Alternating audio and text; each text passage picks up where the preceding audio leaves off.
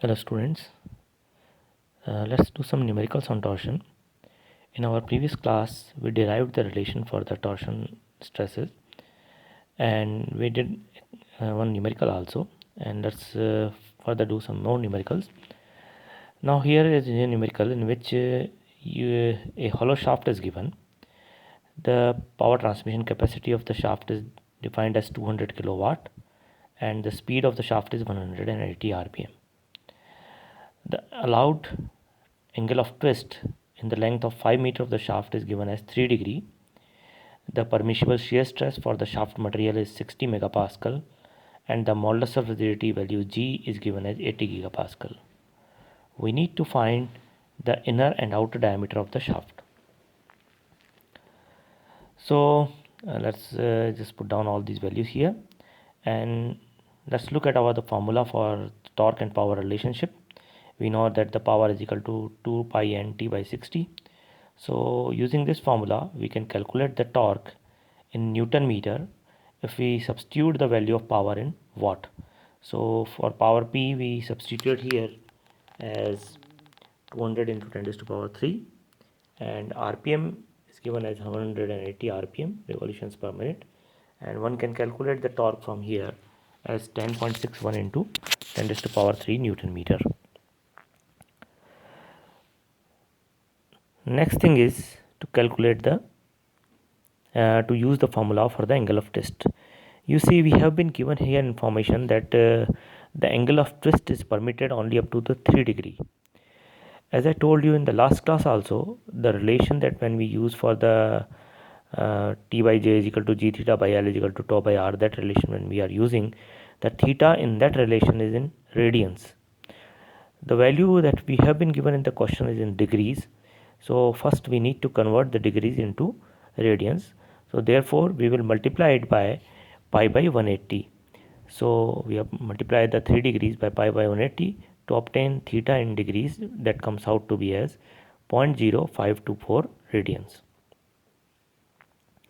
So after obtaining the theta in radians, let's use our formula T by J is equal to G theta by L. J is our polar moment of inertia. For hollow circular shaft it will be pi d4 minus small d4 divided by 32. D, capital D is outer diameter, small d is the inner diameter of the shaft. Torque value we have just calculated as 10.61 into 10 to the power 3 Newton meter.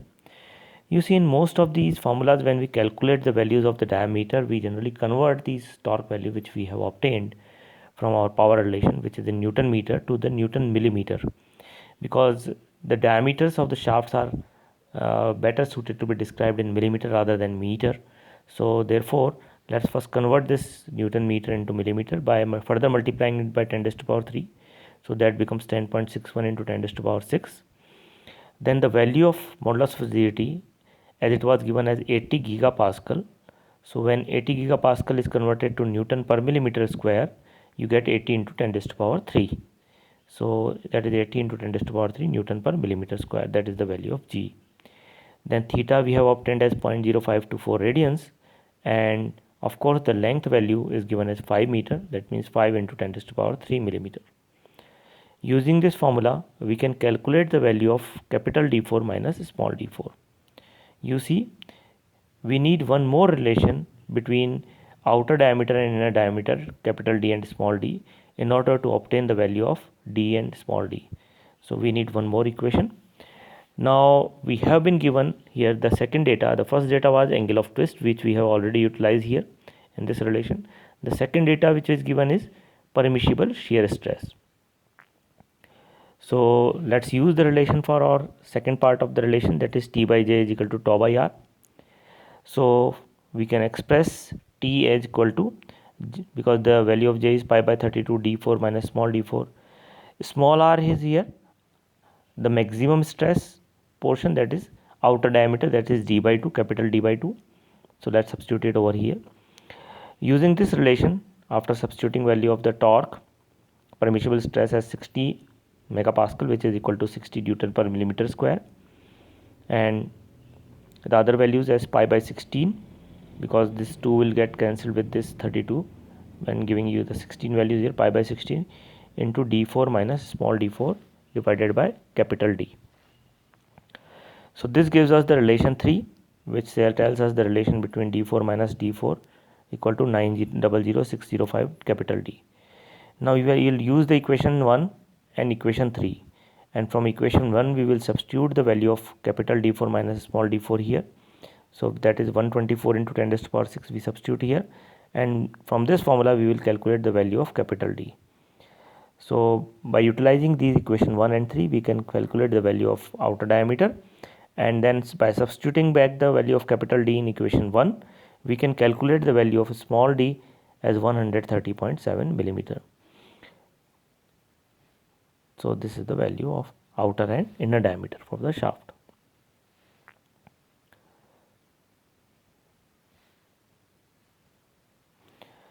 Now let's look at the one more numerical.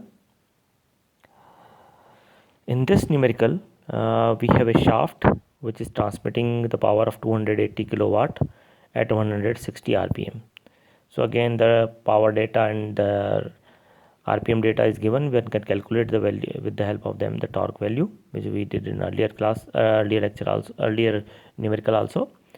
And the allowable shear stress value is given as 80 megapascal, and the density of the material is given as 78 kilonewton per meter cube. So these are additional data which are given apart from the power and rpm data. So you are given the density of the material and the shear stress, permissible shear stress value for the material. What you need to determine in this case is you need to determine the diameter of a solid shaft that is required to transmit the power. So this is the first part of the question where we need to find the diameter of the solid shaft. Okay. In the second part we need to find to transmit the same amount of power with the same material, you need to design a hollow shaft. So you need to find the inner and outer diameter of a hollow shaft whose ratio of the inner to outer diameter is 2/3 to transmit the same power. So you see this question has two parts. In one part you need to design it for a solid shaft. So using the data given here and here, you need to find a diameter of the solid shaft which can transmit the power. And the second part of the question, you need to find the inner and outer diameter of a hollow shaft to transmit the same amount of power with the same material, where the ratio of inner to outer diameter is given. And in the last part of the numerical, you are asked to calculate the percentage saving in the material by shifting from solid shaft to the hollow shaft. So what amount of material will be saved by using a hollow shaft instead of a solid shaft? Now those data I am writing here in the symbolic form.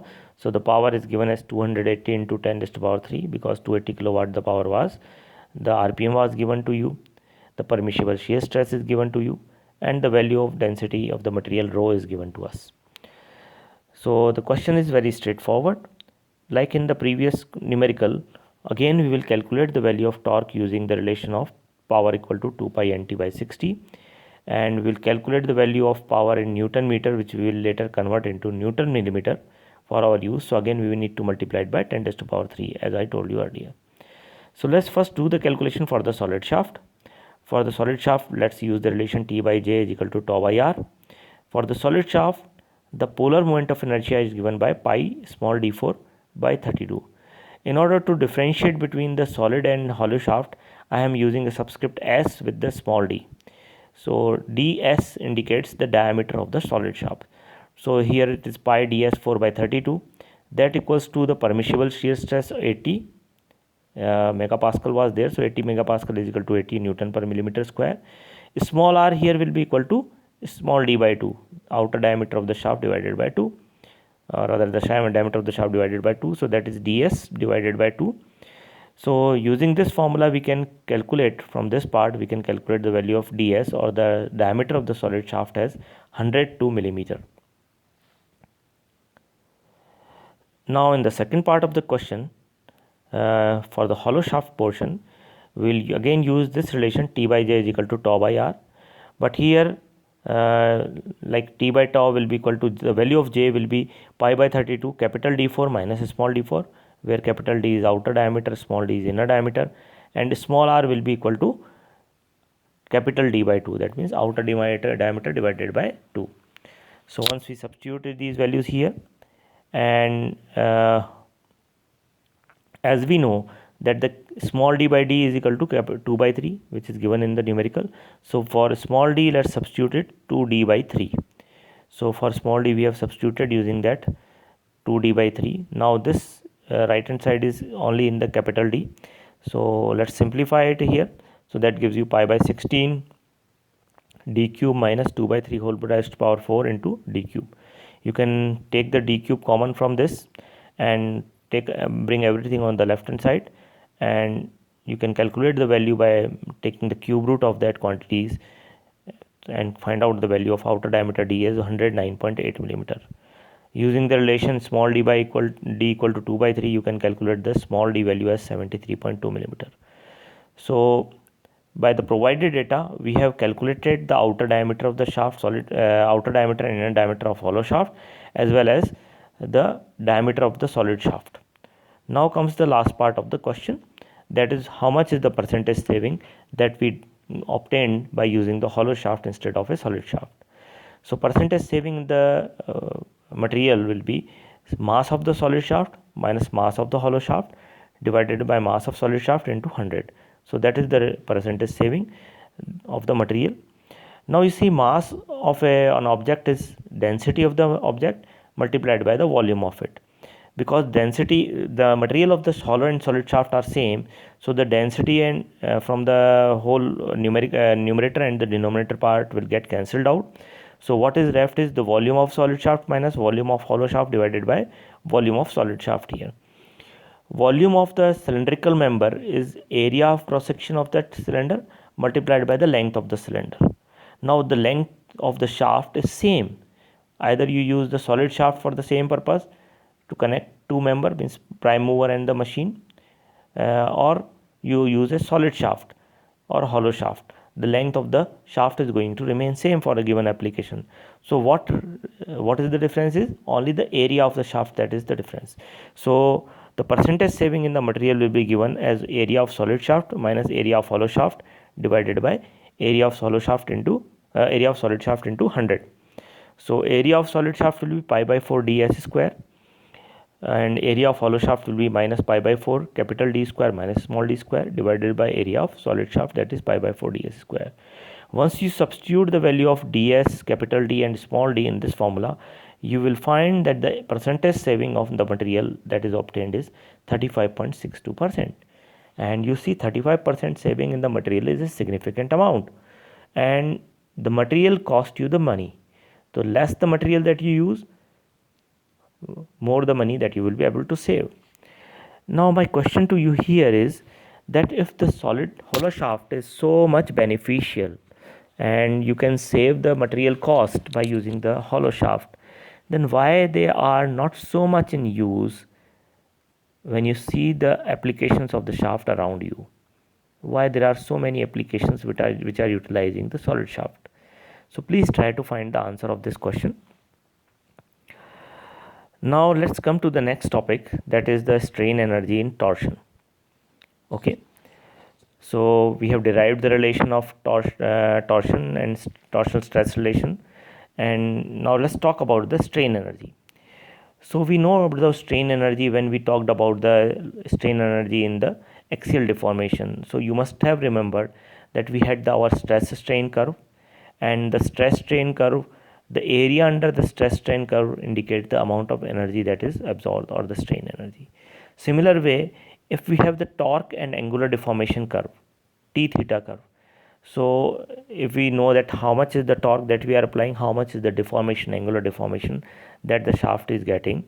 So if you draw a curve between them, you will get a straight line portion for our Hooke's law portion, that is the proportionality between the shear stress and strain portion. So T and theta will be giving you, the graph will be giving you a straight line. So that area under this straight line will give you the amount of energy, that is total strain energy of the shaft in deformation.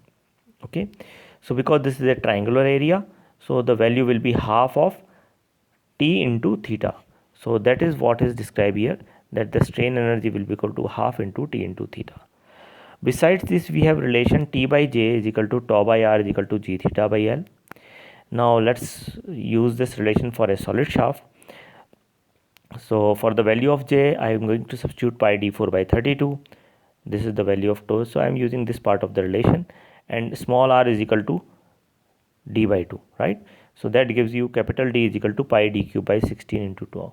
You see I have here tau, so for the value of tau, the value of t, I am going to substitute pi d cube by 16 into tau. Now for the second part of the relation, that is this part, from here we will calculate the value of theta. So from this relation I can say that theta is equal to tau times of L multiplied by G times of R. R is here d by 2. So this is tau L G into d by 2.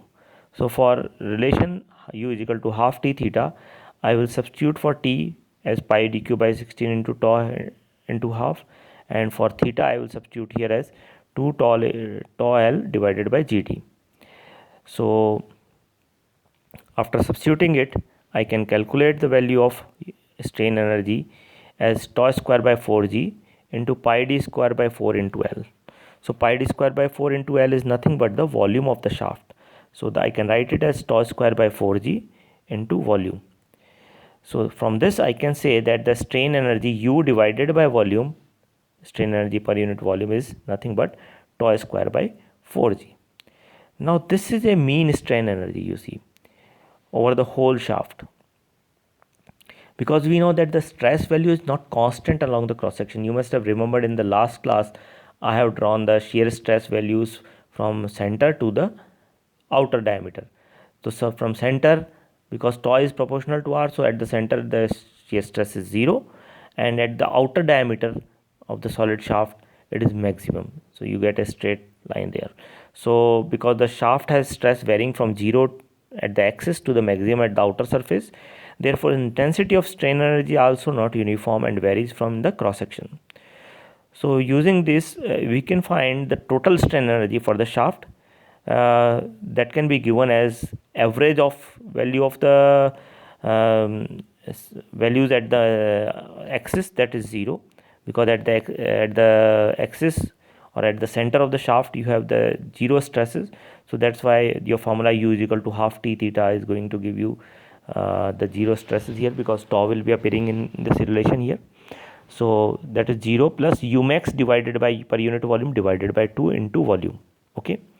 So the total strain energy can be defined as the 0 plus U max per unit volume divided by 2, average of these two, into volume. So that gives you the total strain energy. Now because total strain energy is given as tau square by 4g into volume that we have just calculated, so let's substitute for the total strain energy as tau square by 4g into volume, because, and this will give U max divided by per unit volume into 2 into volume from the right hand side. So that means maximum strain energy per unit volume will be half of this, because we multiplied it 2 here. So that gives you tau square by 2g, and volume will get cancelled out here. So that gives you maximum strain energy per unit volume as tau square by 2g. So using this formula we can calculate the maximum strain energy per unit volume for the shaft, solid shaft. For the hollow shaft, again we'll use the relation T by J is equal to tau by R is equal to G theta by all, and we'll use the relation half T theta. For T we will substitute here tau times of J divided by R. For the hollow shaft, the value of J will be pi capital D4 minus small d4 by 32. Small r will be again equal to capital D by 2, and again we will use this part of relation. So this is 2 times of tau L divided by gt, that is the value of theta we can calculate from there. After substituting here, we can simplify it. We can bring out the capital D square plus D square into D square minus D square. We can write the D capital D4 minus D4 as this, and what remains here in this bracket after bringing out this term is pi capital D square minus D square divided by 4 into L. This is the area of cross section of the solid hollow shaft. This is the length of the shaft, so that means it is the volume of the shaft. So that gives us tau square by 4g multiplied by capital D square plus small d square divided by capital D square into volume. So therefore strain energy per unit volume will be given by this expression, similarly as obtained in the previous case. Let's do a numerical on the strain energy portion.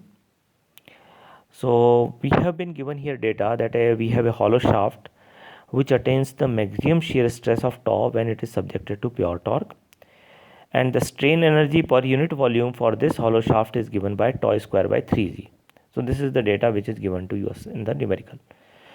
Besides this, we know that shaft transmits a 5 megawatt of power at 120 rpm when the energy stored is 35. In the numerical term, it can be given as 35 kilonewton meter per meter cube. Okay, here in the strain energy per unit volume is given in the form of tau square by 3g. Here it is given in the terms of numerical value as 35 kilonewton meter per meter cube. The modulus rigidity value for the material is given as 78 gigapascal. In the first part of the question, we need to determine the ratio of the inner to outer diameter, and the second part of the question, we need to find the actual numerical values of inner and outer diameters. Let's first write down the values in the symbolic form. So power is given as 5 megawatt, that is 5 into 10 to the power 6 watt.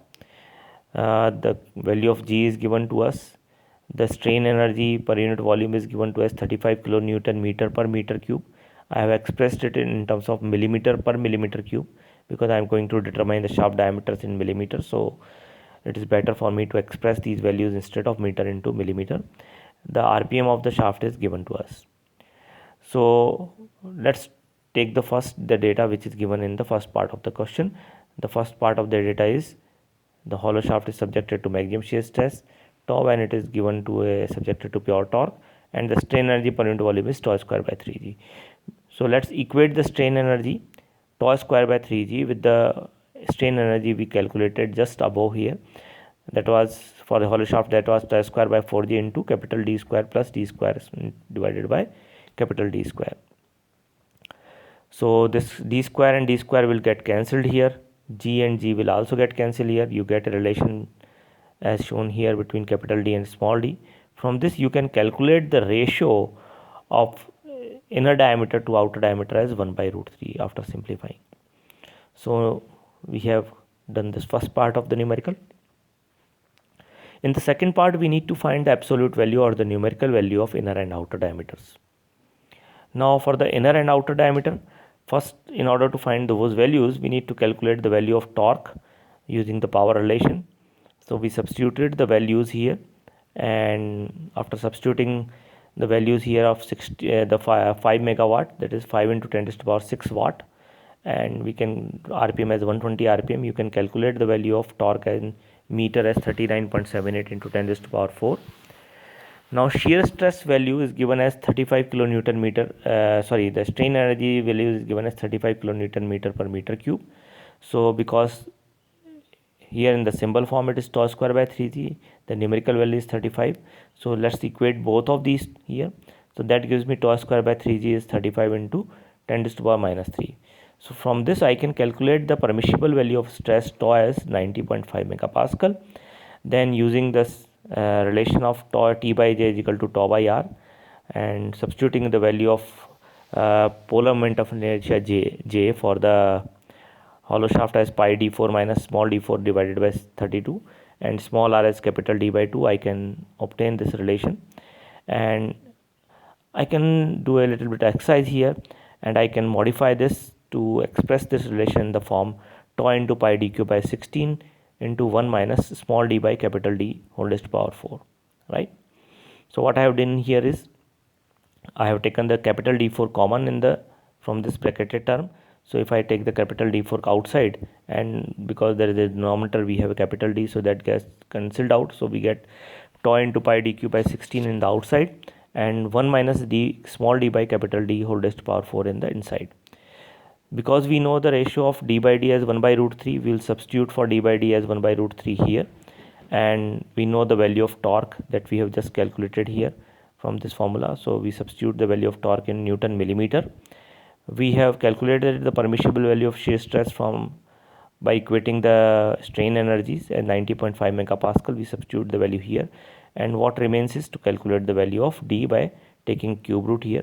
So capital D is calculated as 293 millimeter, and then again using the relation d by d is equal to 1 by root 3, I can calculate the inner diameter as 169 millimeter.